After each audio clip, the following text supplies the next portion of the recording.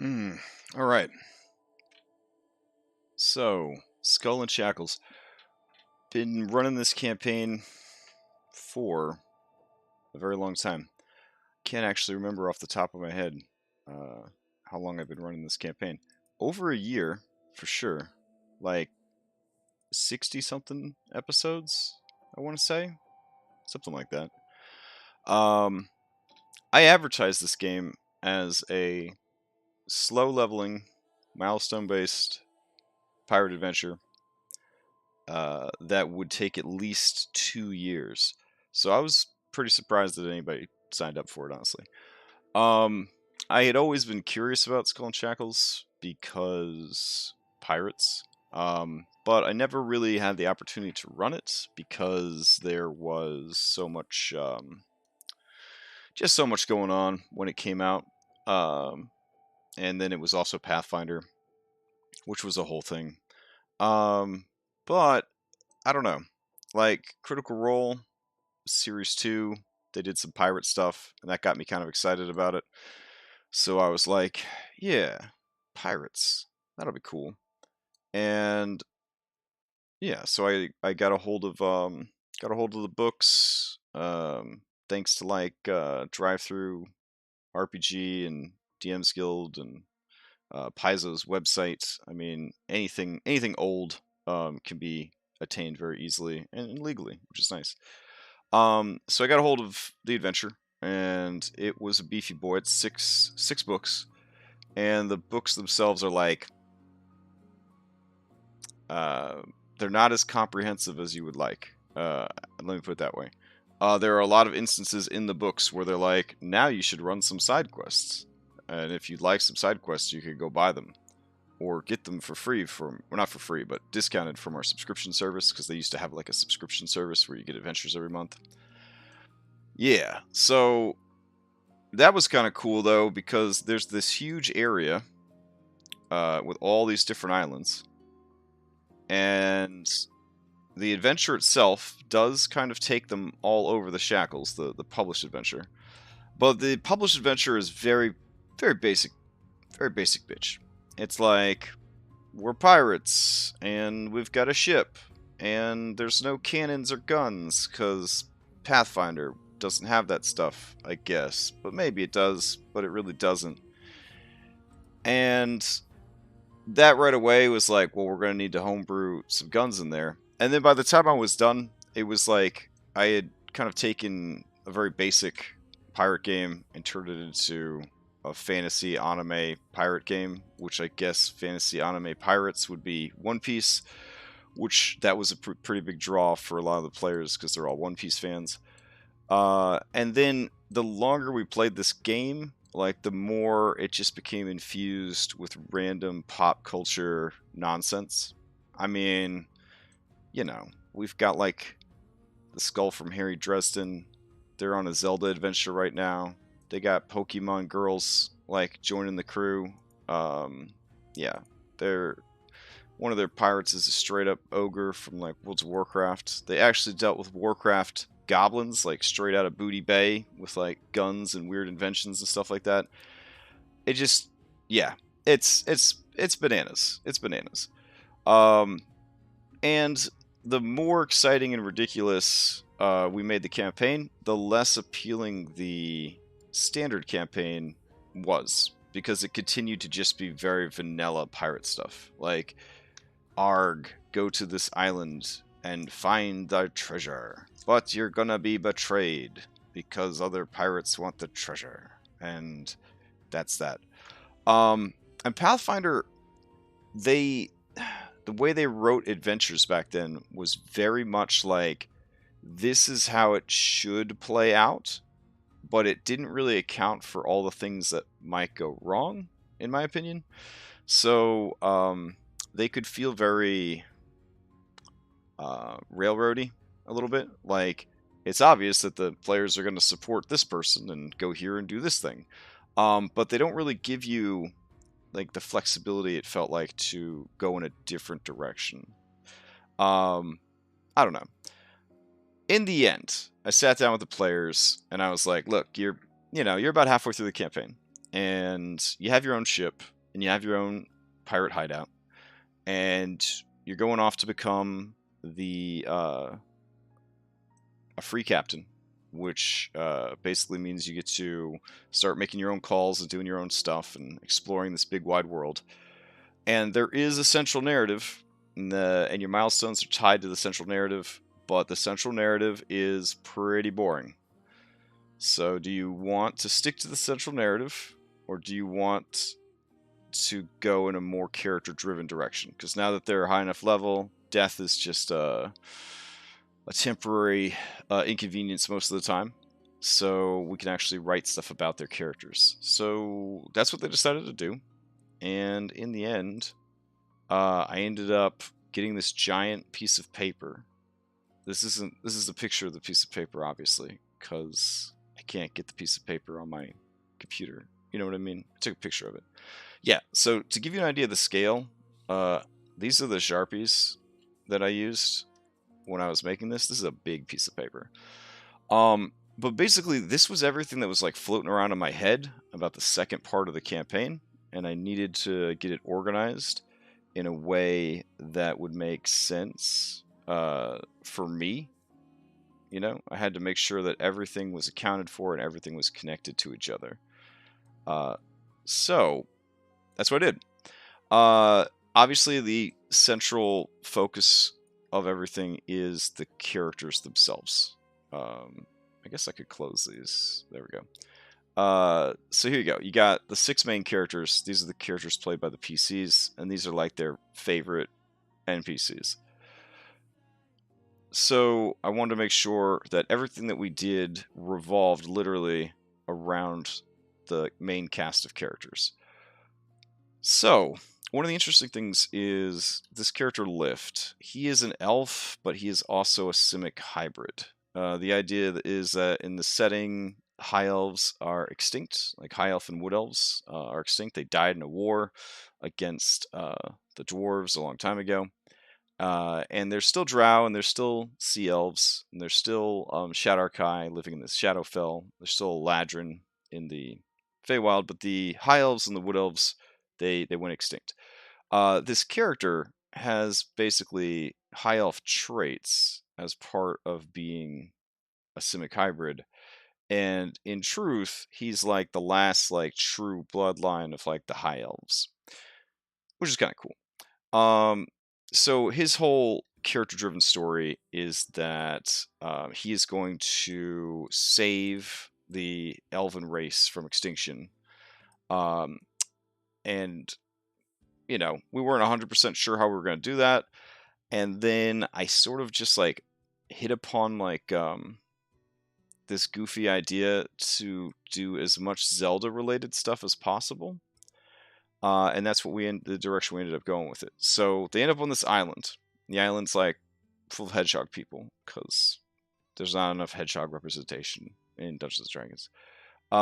And these hedgehogs live on Tatu Island, which I think is like Latin for hedgehog or something.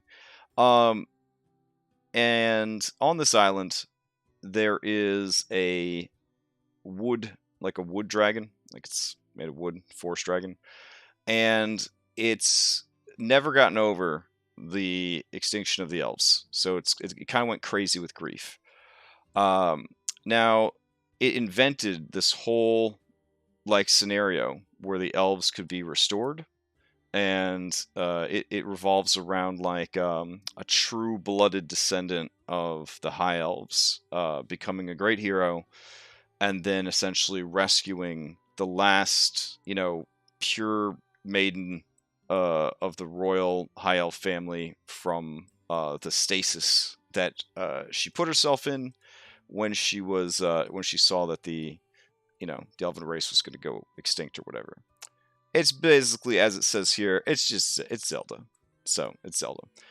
So basically, they wind up on Tatu. Lift, he gets involved in this whole craziness. Their ship has been destroyed by a ravaging dragon turtle who's the captain of his own ship, and the ship is his own body. Thank you. I think random YouTube comment or Reddit thread for that information. I think it was probably a YouTube comment actually, but it was a brilliant YouTube comment, and I definitely leaned heavy into it. So their ship got destroyed. They ended up on this island. Lift got picked up to be the hero of legend. Now he and his allies are going to these ruins that are just full of Zelda puzzles, Zelda bosses, Zelda bad guys, Zelda items, and they're eventually going to get to this dragon. The dragon's going to recognize that he's got the skills to pay the bills because he made it through his Zelda dungeon, and he's going to tell him all about the life force, which is kind of like the Triforce, but it's just one triangle. And he's going to have to go and find that. And he can use that to wake Princess Zelda, name pending, obviously, from her slumber so that the two of them can retire from adventuring and make millions of babies and save the elven race. Okay, that's kind of cool. So in order to help him do this, Oberon the Forest King is going to turn into a living ship, like straight out of Wind Waker and I guess Divinity 2. So they're going to get a living ship to replace their ship, like an actual dragon that is a ship, which is super dope. Which I guess also falls in line with One Piece. I haven't seen any One Piece, so I'm just kind of winging it here. Because I guess the ship in One Piece is alive. Anyways, so they're going to have a living ship. They're going to hit level 9 for getting the living ship. Then the living ship can be powered up with sage crystals. These are the crystalline remains of like great high elven sages who died, and their power was so great that their souls crystallized, so that someday they could assist in the revival of their race, which had gone into decline. Another Zelda thing. So basically, with these sage crystals, the ship can power up to turn into a submarine, a lava ship, and eventually a fucking airship. And then once they get it all the way powered up to have an airship, they get to go to these sky ruins, which is kind of like the final dungeon. And then they save Princess Zelda, whose name won't be Zelda, and bam, that is the end of Lift's backstory. Cool.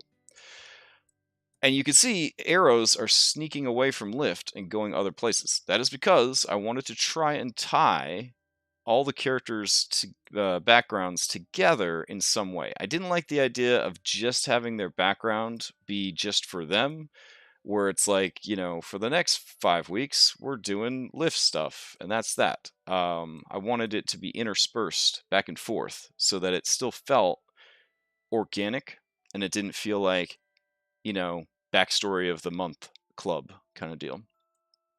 So on that note, back here with Annalora, she is the sea elf artificer in the group, and she left home because she wanted to pursue being an artificer. And the sea elves in this setting are very primal, very like savage, and they kind of look down on her use of arcane magic and machines and things like that. But she gets called back to aid her sister, who's kind of gone off the rails a little bit because she is trying to protect their living god, the Leviathan, from essentially being poached. He's being poached by two rival great old ones. Deep Death, who is the dwarven god of death and the ocean, and Karina of the Bones, who's a Pathfinder deity. She's basically the god of scavengers. So the Leviathan is gotten very old and he's getting ready to die, and then these other beings want to come and steal his power. Now, Beardless Dungar is from the first half of the campaign. He was the person that basically shanghaied all the characters, turned them into pirates, and then they escaped from him, and now he has always held a grudge after that. He is essentially like a warlock, warrior type guy of Deep Death, and he is amassing power to help her in her endeavor. She's basically going to take over the Leviathan's body and then turn into a crazy kaiju force of death. Now, Beardless Dungar blames Annalora for the mutiny that happened and everything else, because she was the most capable among them. Also, Shivaka, beloved NPC, She used to work for Dungar, and now she works for the good guys. So there's like, intertwining stuff right there as well. Also, you'll notice that this crystal pendant is surrounded by green marker, like Lift. That's because one of the sage crystals is being worn by Onlor's sister as a necklace. She will, of course, award that to the party if they are successful in this endeavor. And I guess if they aren't successful, they could just take it off her corpse. I don't know.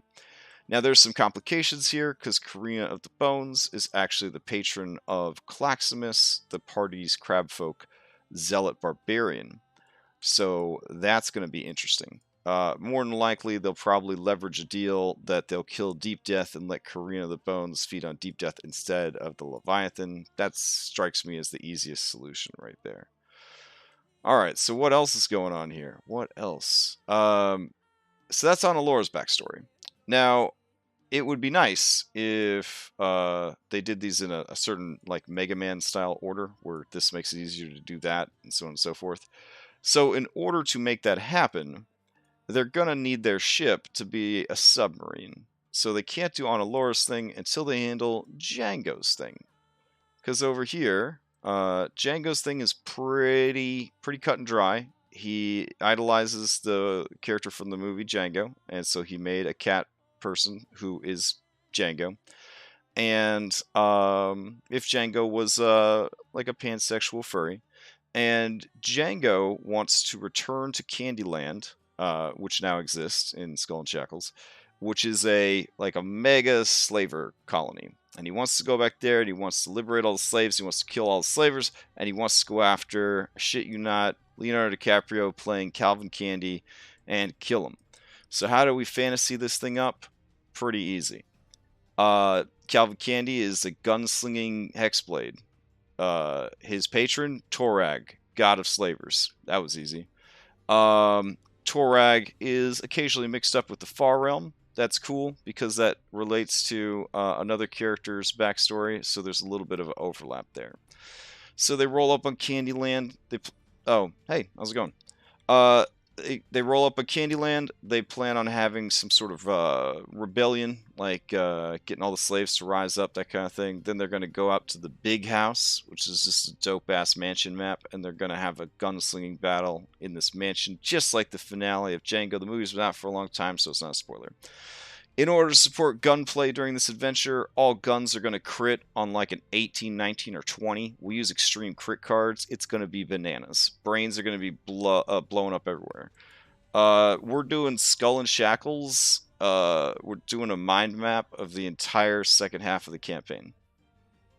I already did it IRL, like analog, so now I'm going through and walking myself through it, if that makes sense, because I want to make sure that everything I wrote down makes sense. And if I say it out loud to myself, it might make more sense.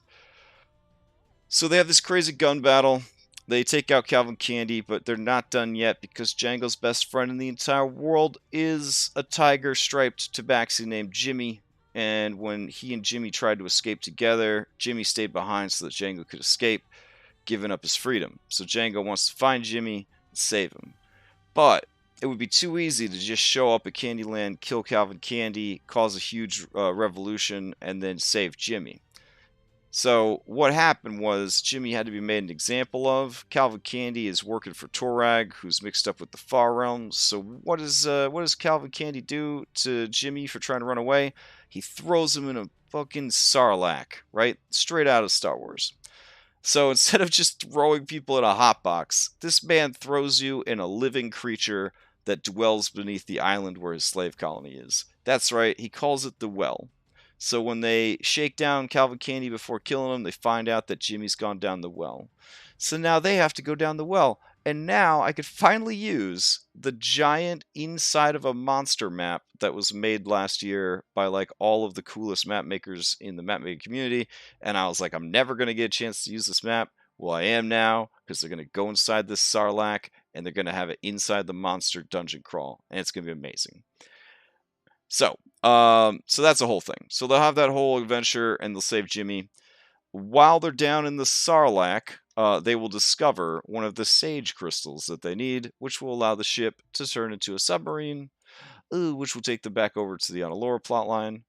And I think, oh my god, I think I accidentally moved my picture off the thing. There we go. Let's make a new layer. There we go. All right. So then we get back over here to the Leviathan plotline because we have a submarine now. So we go down there. We deal with Beardless Dungar and his attempt to help his goddess take over the dying body of the Leviathan.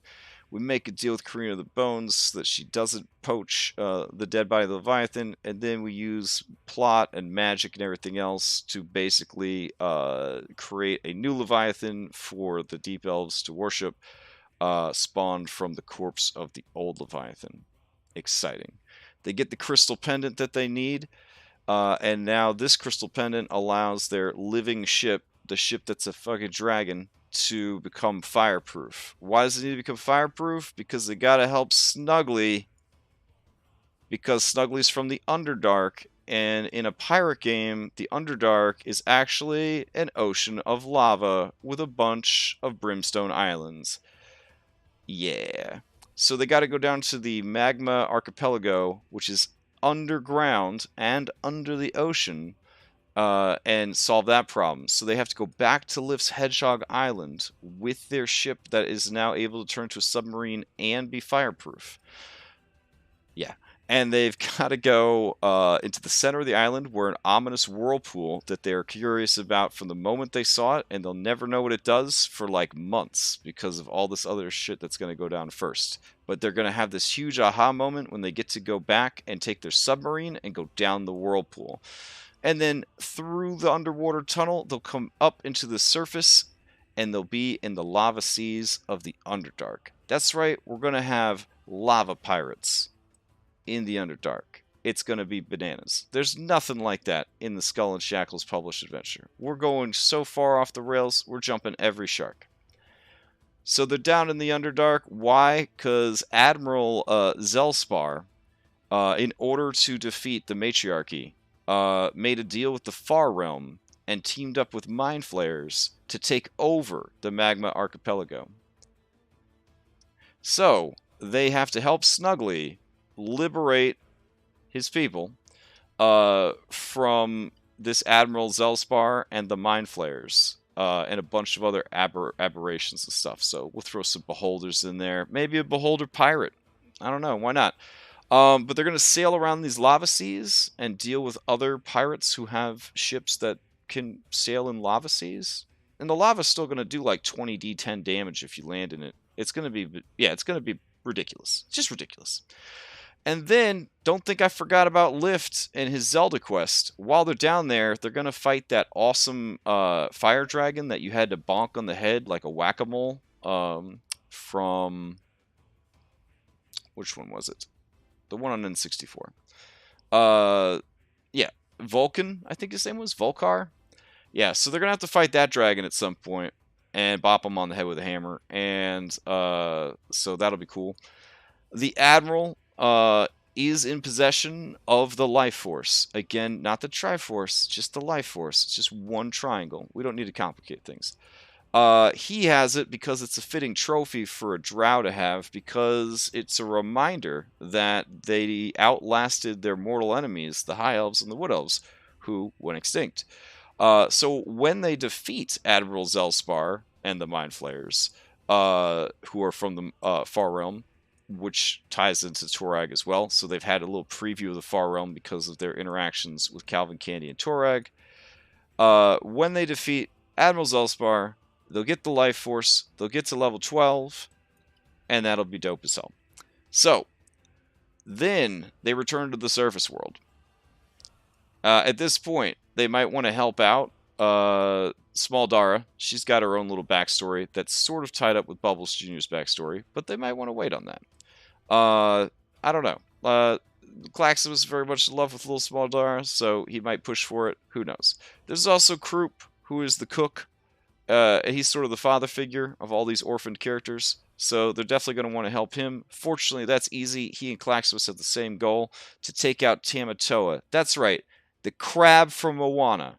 That Tamatoa. It's that transparent. We're not making new shit up. This is Tamatoa from Moana. He's in this campaign too. That's how ridiculous our Skull and Shackles game is.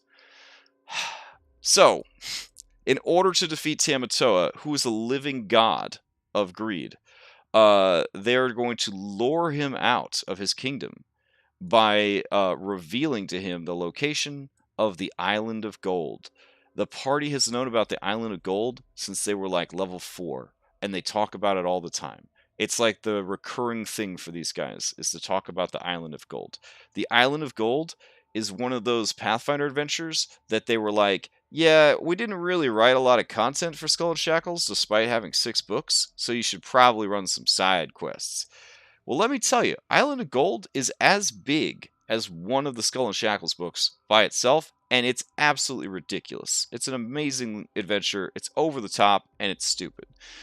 Also, they have the chance to earn a lot of money, because it's an Island of Gold.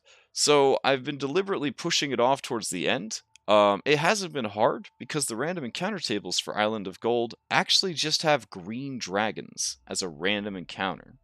That's how high level and crazy Island of Gold is. I decided to make Island of Gold even crazier. It's on the back of a giant turtle, so you never know where it's actually located in the world. And when I say a giant turtle, I mean miles across. That's how big this turtle is. It's a dragon turtle so big you can't even fight it. It's like ants trying to kill a human being. Like, good luck. You're gonna need a lot of ants. So, Claximus is going to lure Tamatoa, who, by the way, has one of the sage crystals embedded in his shell. Yeah, see how it's all connected? To the Island of Gold. The players really think this plan is going to work, and therefore it is. Dungeons and Dragons. Would it actually work? I don't know. But let me put my head into the body of a living god of greed who is a crab from Hawaii. Probably not. Probably wouldn't work. But you know what? It is because they think it's going to work, and that's what matters. Is they had an idea, and we're going to make that idea work. Now, Claximus's plan is tied into Bubbles' plan in a way. Bubbles wants to become the ultimate king of pirates. In order to do that, he has to defeat the Hurricane King. Well, there's another person in the Shackles that also wants to defeat the Hurricane King, and that is Tessa Fairwind, who is the older sister of beloved NPC Smaldara. So, what does all that mean? Well, what all that means is that Bubbles has a rival to deal with, and the easiest way to deal with a rival and defeat your, the current king is to get hella rich. Because if you're hella rich, you can afford. Island of Gold is a module. I keep calling it the Island of Gold, but it actually has like a real name. I'll tweet it out later because I'd have to dig through all my my PDFs and stuff and try to remember which one it is. It's so far in the future that I haven't reread it or even started to prep it for Roll20 because it's so far in the future. But I'm excited about it. So Bubbles, he wants to get all the money from the Island of Gold, and he's going to, convince everybody else it's a good idea because it helps Claximus deal with Tamatoa. So they're bringing Tamatoa to the Island of Gold, and then they're going to jump Tamatoa, the god of greed, in our campaign setting, and they're going to kill him so that Claximus can get revenge, and Croup can get revenge because Tamatoa was heavy duty into buying slaves, because he's just a piece of shit. And then they're going to get all the money from Tamatoa's shell, the crystal from his shell. I mean, they're going to have so much money and magical items at this point, the game's just going to be broken. It's already pretty broken, but it's going to be super broken. Now, how does the rest of the crew all fit into this? Well, beloved floating skull, Diodario, he was always trying to find the Island of Gold, and his significant other, Zarskia Galambar, the greatest alchemist in the Skull and Shackles setting, betrayed him. But it didn't work out because by the time she was done betraying him, the Island of Gold had changed locations and she wasn't able to find it. Word got out of her two-faced, betraying nature, and she was not able to find anybody to work with her to go and find the Island of Gold. Fortunately for her, she has found the PCs. Now, Diodario has warned the PCs not to trust her, and they don't, but Ana Laura doesn't like the fact that there's another lady alchemist who's better than her out there, and definitely wants to pretend to work with this woman so that she could take her out, steal all of her alchemy secrets, and also help everybody get the Island of Gold. So what else has this Zarskia lady got going on? Well, she is the point of contact with the Chelaxians, which are the actual, pretty much, main bad guy of the published adventure. What level are they currently? They are currently level 8. They're fixing to be level 9 soon. And then it's each one of these character arcs that they complete will level them up 1 milestone.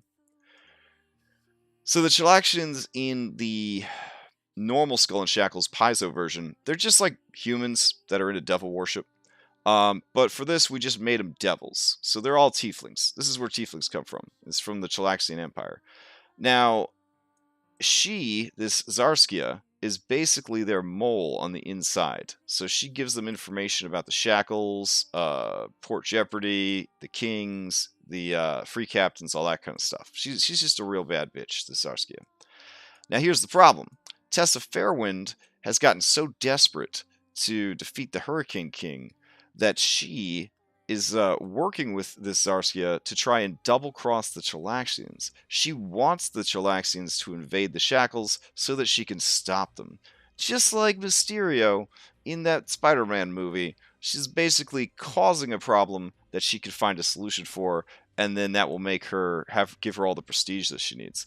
Now, I don't know why she feels like she needs that prestige, because she's already the High Priestess of Besmara, the goddess of pirates, and sits upon the throne of Besmara, but apparently it's not enough. She needs more prestige to take out the Hurricane King. So Bubbles thinks he needs money to take out the Hurricane King, and then Tessa thinks she needs prestige to take out the Hurricane King. The truth of the matter is he's so flippin' strong, it would probably take both of them to take out the Hurricane King, which might be a kind of dope team-up where they take out the Hurricane King and then they turn on each other, pirate style. So I'm looking forward to that. Her prestige plus his money, but the inevitable betrayal that they will have to do because they love Smaldara, and Tessa Fairwind sold her little sister into slavery because she just didn't want any competition for the throne of Besmara. So it's a whole thing. So that whole thing happens closer to the end. Island of Gold, it's crazy. They finish it up. I think there's like a lich made of gold. There's like gold robots, dragons everywhere. There's the island actually erupts gold lava at one point. It's crazy. So they inevitably are going to leave there with a lot of money. I mean, Tamatoa himself probably has 500,000 gold worth of crap just on his shell. So they're going to be so rich as to be stupid. Just going to be stupid how rich they are. Yes, yep. Chelix is the devil worship Emperor Paizo. I took it all the way. I just said that they worship them devils in the bedroom, so they're all tieflings now. So it's a whole nation of tieflings. But they have like cool metal ships like the Fire Kingdom from Avatar, and they've also enslaved a bunch of fire giants that they use as artillery. So I tried to like really add a lot of high fantasy to what was kind of a very basic pirate story. So now that they have this infinite wealth, you think that they could go and take on the Hurricane King, but they have one last thing to do. They gotta go to the floating sky ruins in the Cloud Ocean. That's right, because there's a lava ocean beneath the ocean. There's an undersea world. There's the actual ocean, but then there's also the Sky Ocean, which is up in the sky. So how do they do that? They got to get their airship.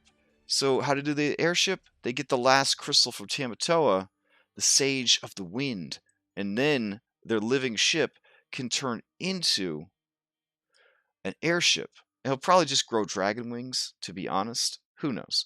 And they go up to like the Sky Ruins, and then they do the final battle, probably against like Ganon, but I was kind of tempted to just do like Shadow Link, where they literally just fight themselves.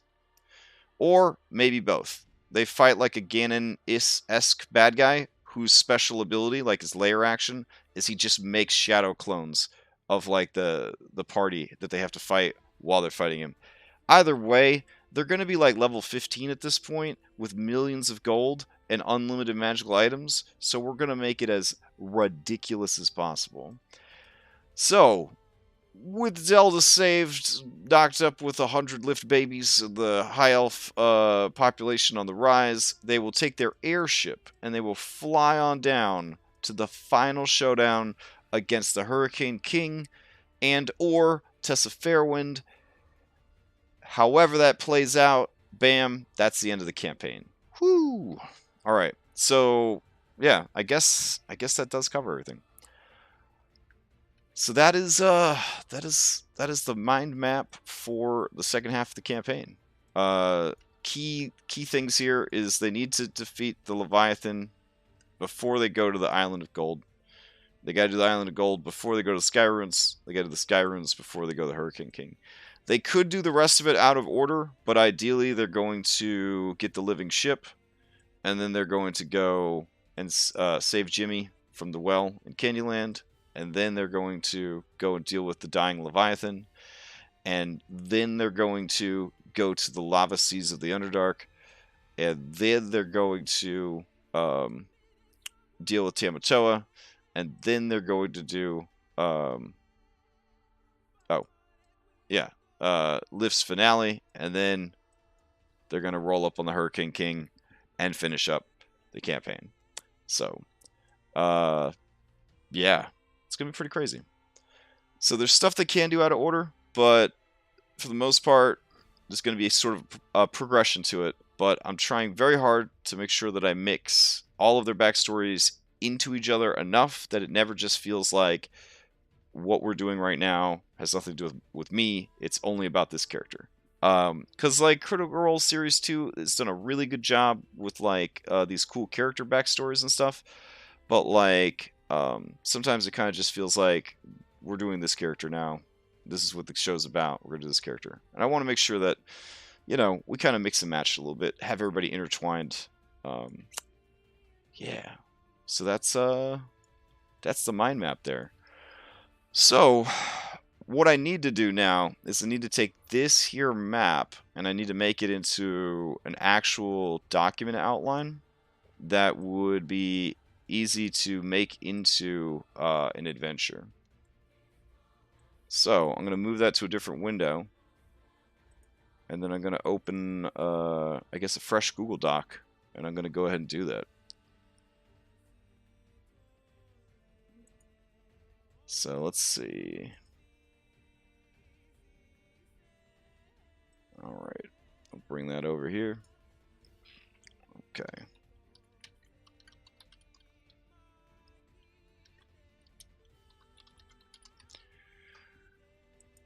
Alright. And I'm pretty terrible at typing, so it's going to be a mess. Alright, so I got the mind map open in another window. So, what I usually do when I'm doing a campaign outline, especially for like homebrew stuff, is I try to map it out, and then I try and organize it a bit more. And for me, the easiest way to do that is just with a bunch of bulleted lists, and then go in and clean the bulleted list up with headers and things like that. So, currently, what we've got going on is we've got Lift with the Eden Tattoo Island. He is Chosen One,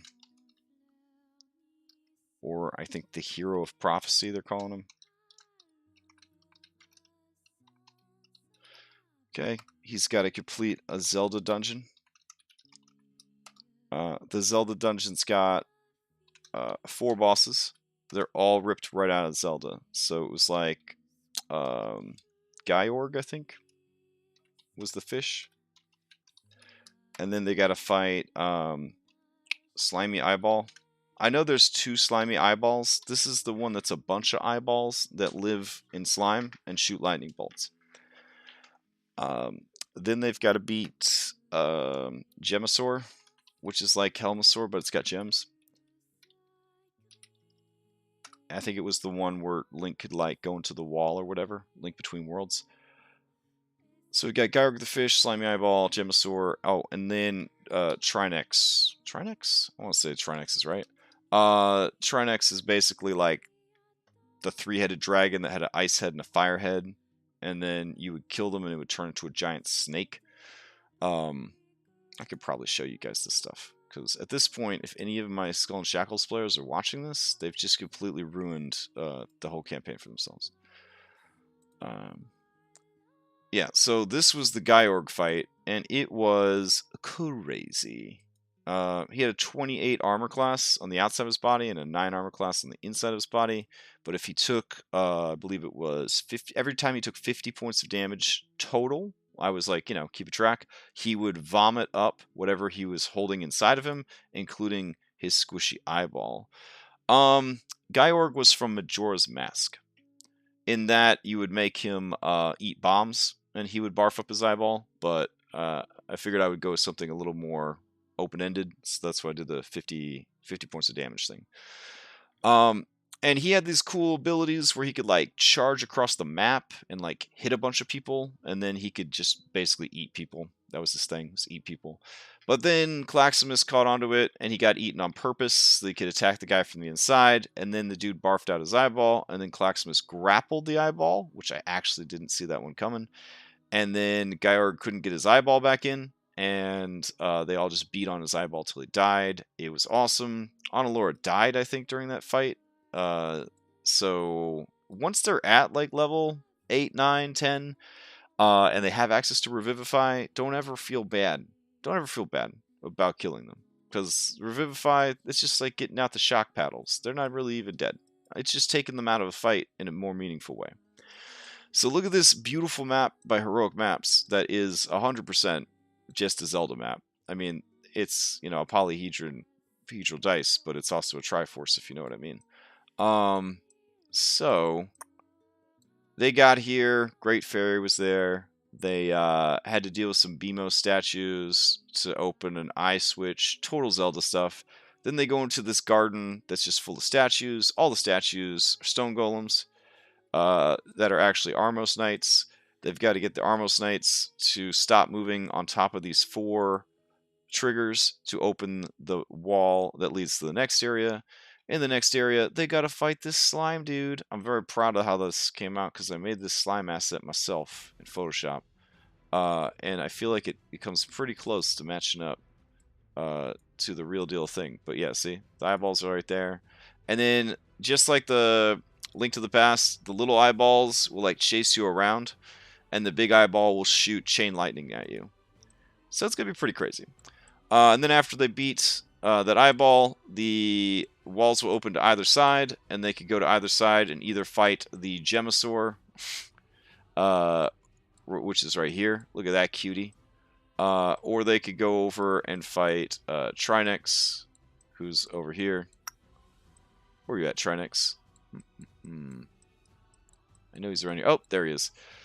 So this is what I came up with for Trinex, and then this is like Trinex inside his like shell. So when they break all that, he like turns into like this Earth Lenorm and starts going around. Oh, it's gonna be so cool. So cool. So then each of them is guarding 2 like really badass items. So there's like a magic boomerang and the magic hammer and like the Titan's mitt, basically the Legend of Zelda items. Also, there's just a bunch of rupees, and I even threw in a mask as a shout out to Majora's Mask that you can use to cast Alter Self on yourself, which is kind of cool.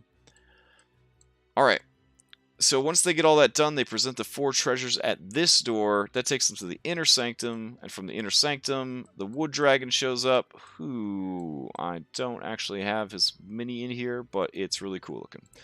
And he shows up and explains that he stole the Hedgehog Princess as like a trial run to see. Yeah, it's 100% Zelda. He stole the Hedgehog Princess because he wanted to see if anyone was strong enough to get past this dungeon he had made to rescue the Hedgehog Princess. Because if they were, they're obviously the hero of prophecy who's supposed to save the High Elf race from extinction and go and rescue Princess Not Zelda.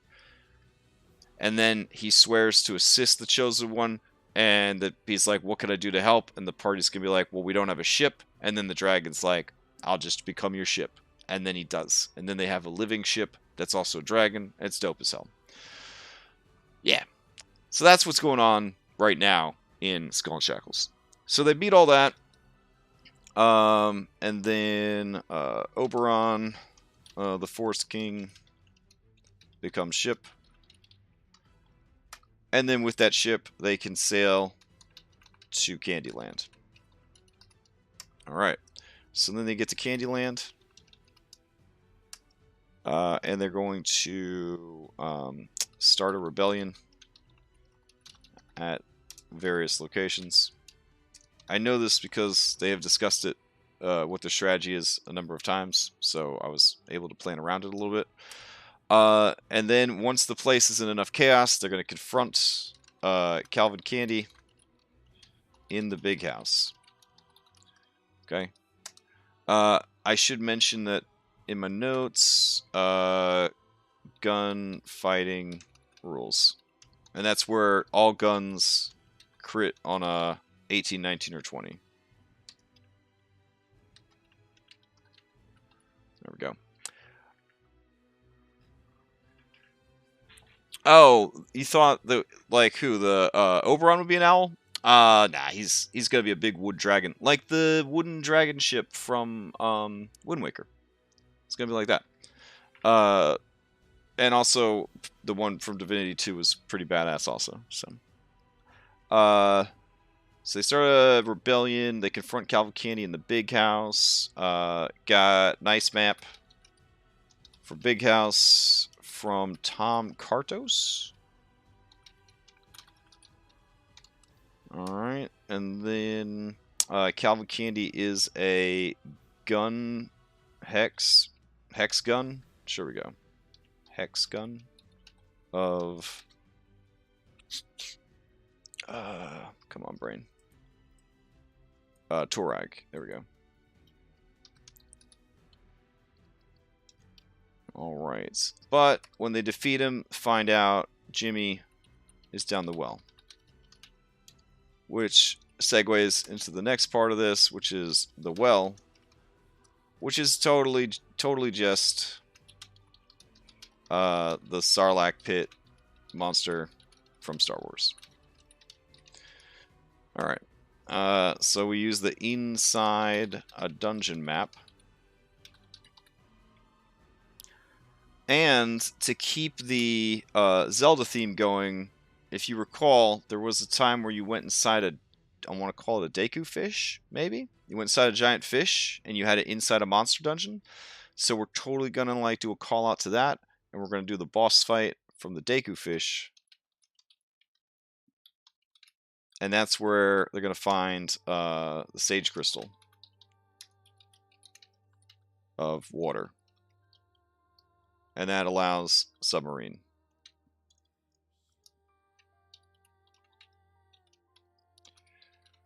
Alright, and they are going to find Jimmy. But I think by now, maybe Jimmy's a ghost. I haven't fully decided what to do with Jimmy. I kind of think it'd be kind of cool if they find Jimmy's remains and Jimmy becomes a ghost and he just follows his friend around, but in like a nice ghost kind of way. It could be kind of cool.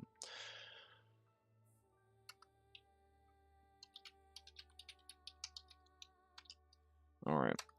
The other option would be the people living in the Sarlacc. I haven't read the Star Wars novels about what happens inside the Sarlacc, but could have like a tribe situation where there's like rival tribes that live in the Sarlacc and they have to like defend themselves against each other and also against the parasites that live inside of it, which sounds pretty cool. In that case, Jimmy could just be like a boss and he's refusing to leave his people.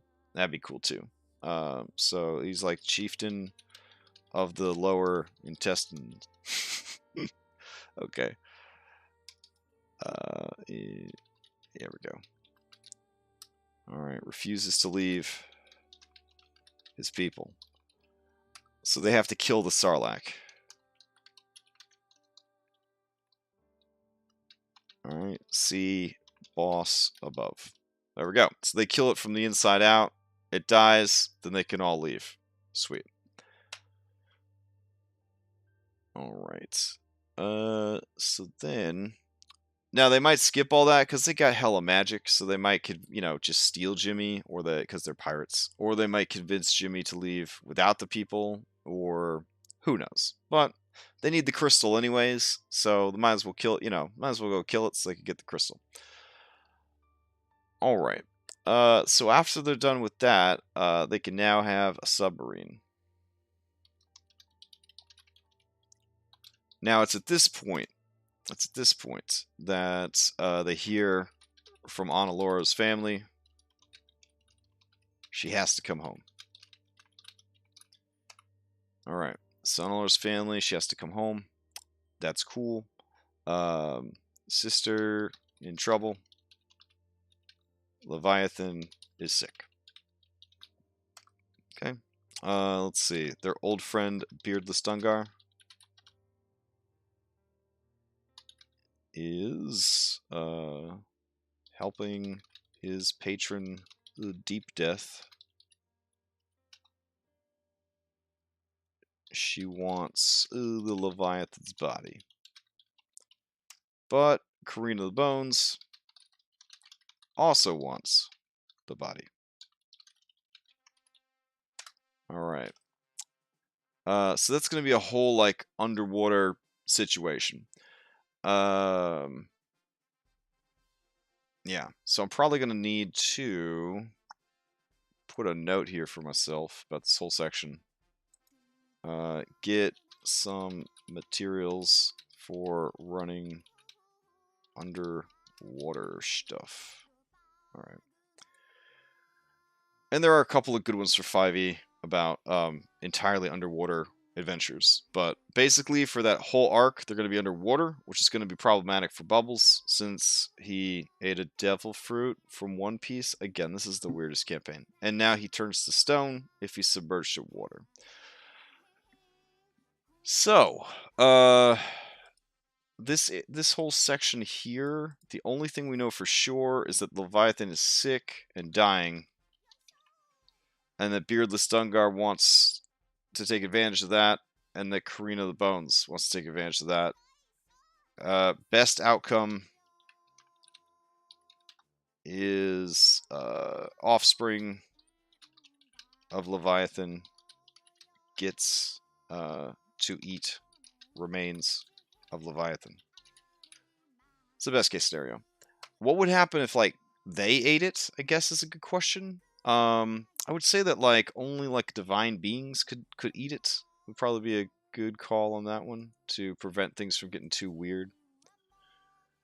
I don't know. So, overall, I feel like I don't want to flesh this out too much until I know more about running underwater stuff. But I feel like for now, that's pretty good. And then Analora's sister gives up the Sage Crystal of Fire. Okay. Which allows Lava Boat. Alright. So now that they've got Lava Boat, they could go and do Snuggly's thing. So they go back to Eden Tatus and go down the whirlpool. Into the Underdark. Okay, and they'll go to the Gnome Resistance. Find out about Drow and Aberration Navy.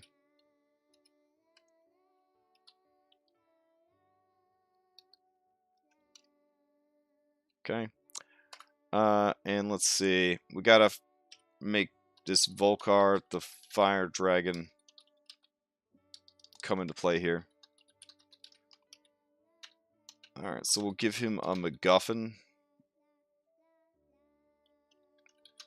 that can assist in closing the rift to the Far Realm, which will cut off the source of the Mind Flayer's power. So that'll be kind of cool. So that's a dungeon right there, would be going to this Volcar the Flame Dragon's Flame Temple or something and dealing with that nonsense. We also need to make sure that we have some actual lava pirate battles, because that would be amazing. Oh, you know what? Going back up here to the Onalora plotline, they probably want to get revenge on the dragon turtle that busted up her boat, or their boat. So we got to make sure they resolve beef with dragon turtle. All right, cool. All right. Find out about Drow, Aberration Navy, Volcor Flame Dragon, has a MacGuffin that consists of closing the Firearms, actual lava pirate battles, a Beholder pirate captain, a Mind Flayer pirate captain.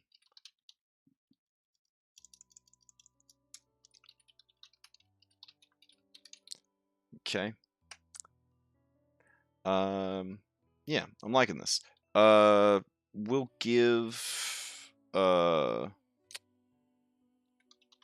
Admiral a cool pirate fortress of evil, where Far Realm Rift is stored. Yeah, that sounds good.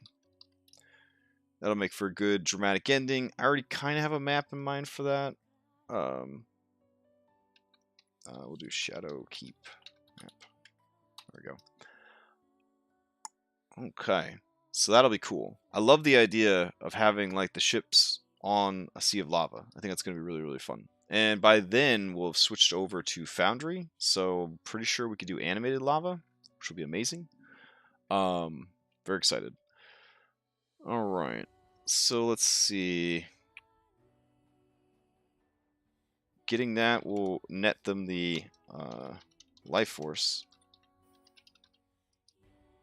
Okay, so now they have the life force. They need to be able to get to the sky thing, but they can't do that without the flying ship, because we'll just say that there's, I don't know, stuff in the cloud ocean that'll just mess you up if you're not in a ship.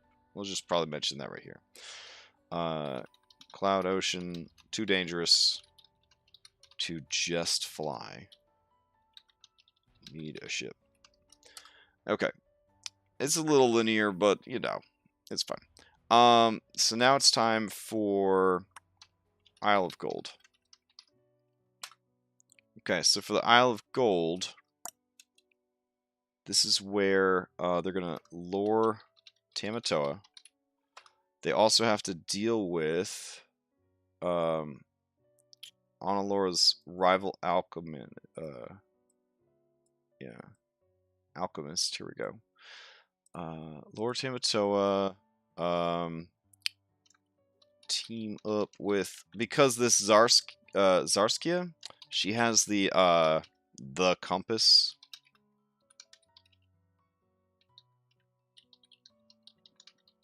Yeah, it's basically the compass from like Pirates of the Caribbean, where like it only leads to one location, but it unerringly leads to one location, and that location happens to be the island-sized turtle that is the Island of Gold. And since it's always drifting around, changing locations, submerging itself, that kind of thing, they're going to team up with her. They either have to team up with her, or they have to kill her, or they have to take the compass away. I'm okay with either one, honestly. Either way, they will find out about her involvement in an upcoming attack by the Chilaxian Empire. Which actually brings us back to the real narrative of the game, because in the actual Skull and Shackles, the Chilaxian invasion is like the final thing, and then afterwards you go and you kill the Hurricane King, and that's the campaign. So it'll be nice to kind of bring that back in a little bit into the narrative to sort of honor the original material. So they go to the Island of Gold. That's a whole thing. This is a huge dungeon. Okay. Afterwards, insanely rich. Okay. Now they lure Tamatoa to the Island of Gold, and they're also going to try to defeat Tamatoa. Okay. He has uh, the Sky Sage Crystal, which will allow their ship to turn into a flying ship, and then they'll get that noise. More than likely, Tamatoa not going to show up until like the perfect moment to show up, because that's just how things need to be dramatic and cool. All right. What else? Let's see. Fulfills Croup Vengeance. Fulfills Clack's storyline. Alright, cool. So they do the Island of Gold, and now they're rich, stupid rich. Okay. Basically destroying the local economy, the whole deal. Alright, and if they deal with Zarskia, yeah, that would also help with the Diodario backstory as well. Alright, so now that they're stupid rich, they need to, let's see, finish up the lift arc. So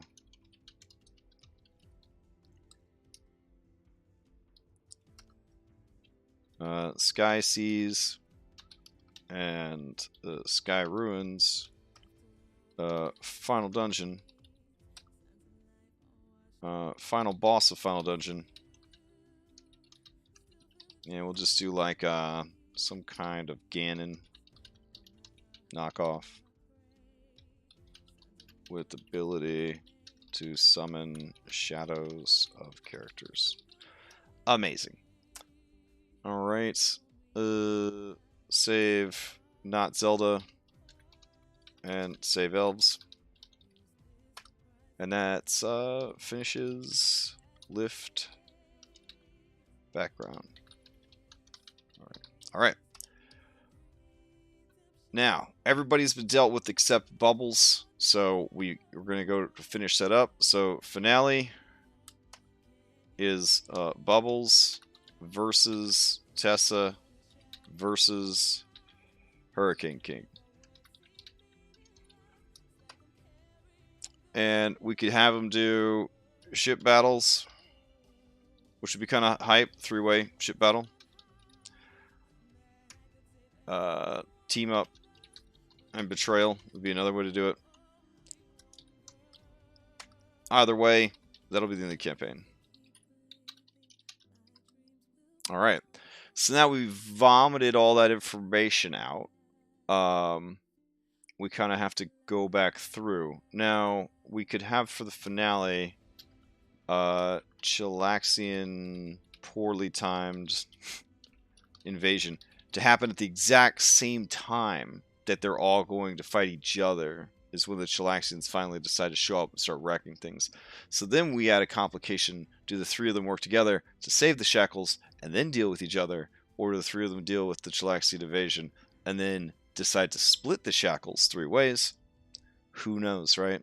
I don't want to know. I want to find out. I want to be surprised. So that'll be kind of cool. Alright, so now we're going to go back to the beginning. We're going to clean it up a little bit.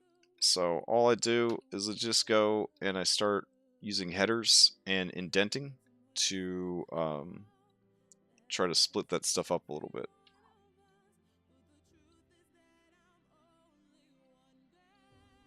Yeah, so all I'm doing is going in and basically just organizing it so when I'm browsing it with my eyeballs, it's easier to sort of look and see what goes where and all that jazz. Alright, so let's see. Alright, Oberon becomes a ship, and then they sail to Candyland, so that's the end of that. So this would be Django. Alright. So Django takes everybody to Candyland. And we're going to use gunfighting rules. They're going to start a rebellion at various locations. They're going to confront Calvin Candy at the big house. So we'll do that. and that. Jimmy is down the well, which segues into the well. There we go. Alright. It's not inside a dungeon. It's inside a monster dungeon map. And let me find this real quick. If you didn't know about this map, it's really cool.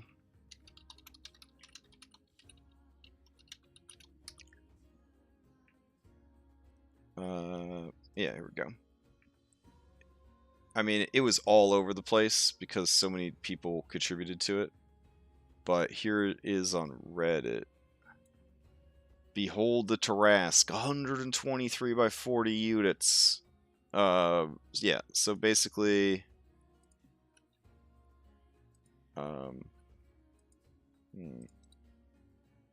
Oh, it's probably freaking out right now.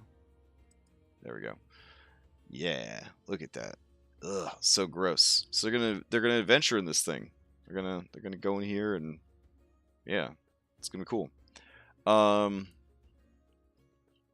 that'll be a fun dungeon to set up and populate with stuff. And then of course at some point they will. It looks like there's a little butthole back here. At some point we'll have to do a heart. I think this would be the heart right here. Though there is a really cool animated map of being inside a monster's heart, which we could try to use.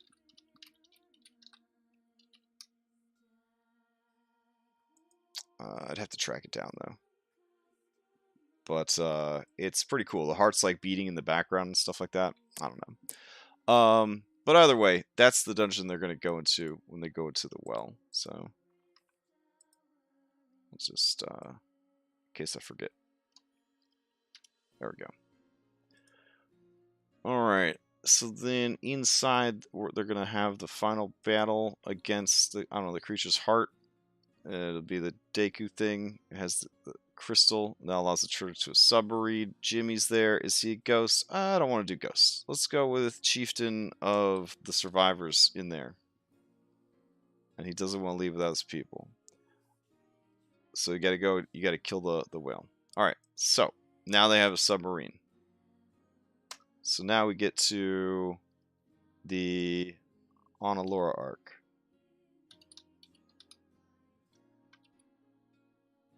Okay, so we hear from Onalora's family. She has to come home. Sisters in trouble. Beardless Duggar is helping the patron. Wants to find this body. Alright, so do this, and this. Okay. As a bonus, they're going to resolve beef with the dragon turtle. And then get the lava boat, which will allow them to go to the next part, which is Snuggly. Okay. The Onalora one definitely needs the most fleshing out, but if you've run D&D, you know that it's going to take a little while, because I would say to finish up the Zelda dungeon and get the living ship, it's going to be 2 sessions right there. Candyland arriving and starting rebellion, that'll be a session. Confronting Calvin Candy and the big fight at his house, that'll be a session. I could actually probably just count these out. Let's see. So let's see. Oh, nope. We'll do that. Now with magic, as you get more powerful, you'll predict something and they'll be able to do it pretty easily without, or with magic, they'll probably be able to skip it. So it is harder at higher levels to predict how long something's going to take. Because they could skip it altogether with a clever use of magic, or they might forget that they have the magic and they'll get hung up on something, and then it'll take forever. Alright, so those are 2 sessions right there before we even get to Candyland. Then they get to Candyland and start a rebellion. That's at least 1 session. Yeah, he's in there. He's right there. I do need to find a good map or make a map for Oberon. And we are taking a week off, so that gives me, I guess 3 weeks to make a living dragon boat map, which they don't seem to just be laying around on the internet. Fortunately, I think I'll probably just hand draw it. That's probably what I'll do. I'll just hand draw it. Let's see. Confront Kelvin Candy in his house. That's a whole session right there. Okay. Then Jimmy's down the well. You saw the size of that map. That's a dungeon crawl right there. That's a dungeon crawl. So probably, let's be honest, 3 sessions to get through all that. They only have 3-hour sessions. So I would say 3 sessions to get through all that. Yeah. Alright. I also like that because it's like a Sarlacc type creature, we don't have to explain its anatomy in any way. It's just like, how many hearts does it have? I don't know, 7? It's you're inside a monster. I don't know. Just marvel at being inside a monster. Don't stress about science. Let's see. So Jimmy's done the well itself. Yeah, so we're looking at like 3 sessions for that. Okay. All right. So that would mean we got 1, 2, 3, 4, 7 plus a week off. So there's 8 weeks before we need to have the Analora arc fully fleshed out and ready.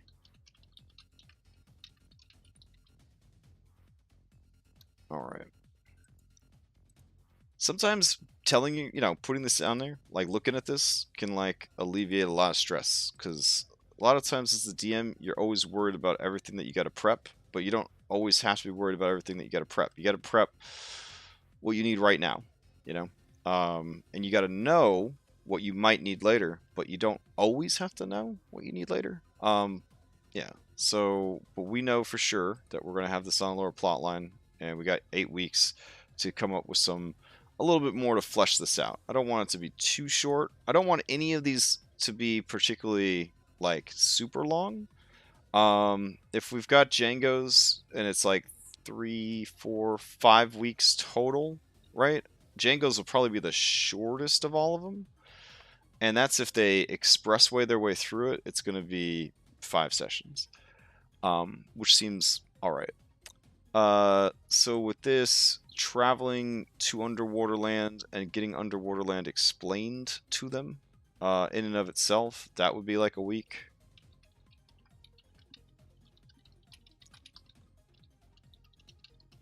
All right. Kind of establish you're in Underwater Land.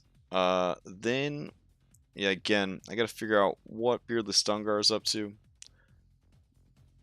They got to figure out what's going on with the Leviathan. I would say resolving beef with the Dragon Turtle could be 1 session all by itself. Okay. More than likely, we're going to want some kind of dungeon. Ooh, you know what? It should totally be a submarine battle.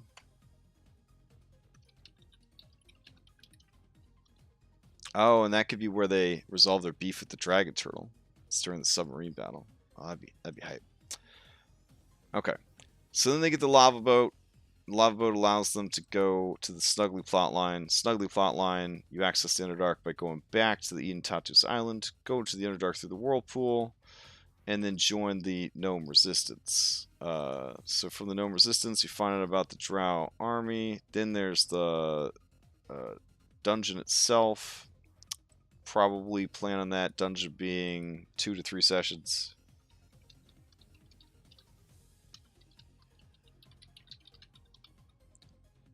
Okay. More than likely, getting there and establishing the setting will be 1 session.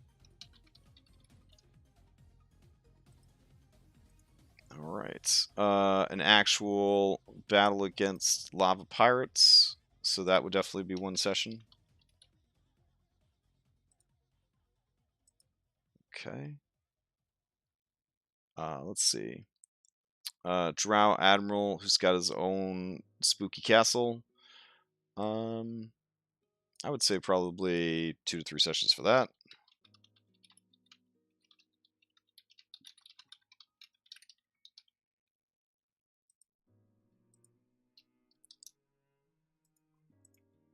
Alright, then we've got information about that. So then we get to the Island of Gold, which is Claximus. Alright. And the Island of Gold, the whole point is to lure Tamatoa. But with the with Tamatoa, the whole thing is we want him to show up right when it matters. So he doesn't really get a session because he's just sort of a thing that happens. Same thing with Zarskia. They either deal with her or they team up with her. So she's kind of a factor there. This is a big, I said it was a big module. It's like a big adventure. I would say that the Island of Gold would take at least 5 or more sessions. I mean, just the fight against Tamatoa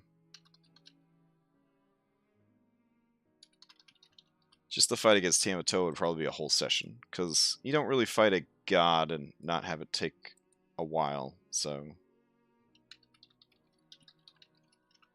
all right,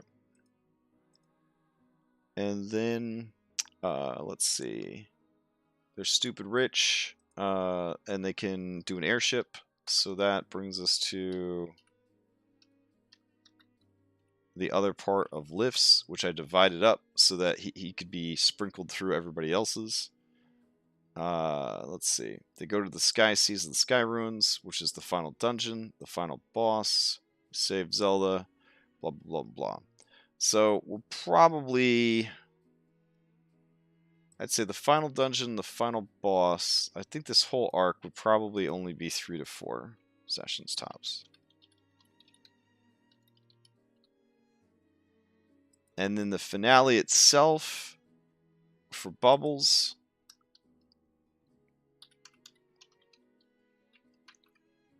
Okay.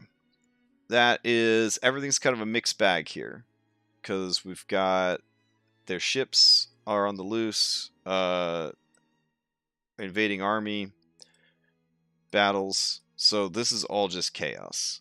So, and it's very far in the future. This could be as simple as one big huge fight or several smaller fights. I would say the whole finale arc would probably take 3 to 5 sessions. Alright, so I'm going to open up a calculator. And I'm going to add these bad boys up. We'll do a worst case scenario. So every time that there's a bigger number, we're going to use the bigger number. So 5 plus 4 plus 5 or more. So we'll definitely just put a 5. Plus 1 for the fight. Okay. What we got here? Plus 3. Oops. Giving out all my information. Plus 3. Plus 1. Plus 3. Plus 1. Alright. Go up here. And we've got 1, 1, 3. 3 being the inside the well. Okay. Okay. And then finally the 2 sessions that we got to finish up. Alright. By my estimation, we've got 32 more sessions. Okay. So, let me check something out.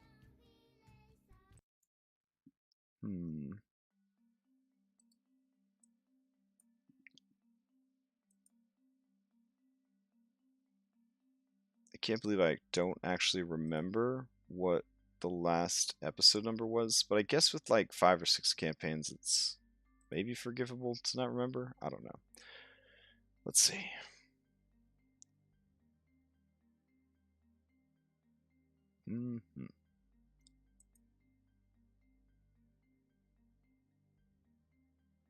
Alright, yeah, here's the last one, which was episode 68. So we've had 68 Skull Shackles sessions. That's crazy. Oh my god. Look at that. Hold on. 68 plus 32. That would be 100 sessions total. That would be amazing. To have the whole thing come in at 100, that would be so cool. Yeah. Wow. Okay. That's like one of the magic tricks with the cards where you can't believe it until it's over. Like, I never would have actually planned it out like that. But yeah, if we stay on track and we focus on these story beats that we developed, we're looking at 100 sessions total for the campaign, which of course would span a distance of 2 years, at least, because there's 52 weeks in a year, but we take some time off sometimes. So, as advertised, it is a 2-year campaign, so that runs 2 years. There'll be level 16 by the end of it, which was also advertised. So the campaign will have gone from level 1 to 16. Amazing. All right. And that's that. That's what I was trying to accomplish. I was trying to take that giant piece of paper that I drew all over and turn it into slightly more meaningful notes that I could then appraise as, yeah, so we took all this craziness and we turned it into, an outline, essentially. And in that outline, had a better idea of what we were working with, how long it was going to take, and what areas needed to be fleshed out, and what areas didn't. So, awesome. So appreciate anybody and everybody who hung out with me while I rambled for 2 hours and 22 minutes trying to figure out this stuff. I guess we could say that we just prepped for 32 D&D sessions, because we kind of did. Obviously, we have to go in now and refine the content, and make maps and all that good stuff. But feels really good to be able to look at the campaign and see, like, this is where we are, this is where we've been, this is where we're going, and just have that done. A lot of times with a homebrew campaign, it can be a little daunting because it's a homebrew campaign, so you could literally do anything you want.